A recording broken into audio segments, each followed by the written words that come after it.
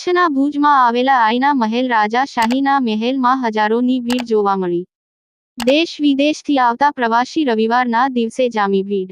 આવતા જતા વાહનોની ભીડ કચ્છ નહીં દેખા તો કુછ નહીં દેખા. અમિતાભ બચ્ચનની એડ લોકોને કચ્છ તરફ ખીંચી આવી.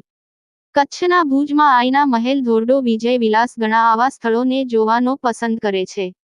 કચ્છના ભુજમાં રસ્તાઓમાં ભીડ જોવા મળી.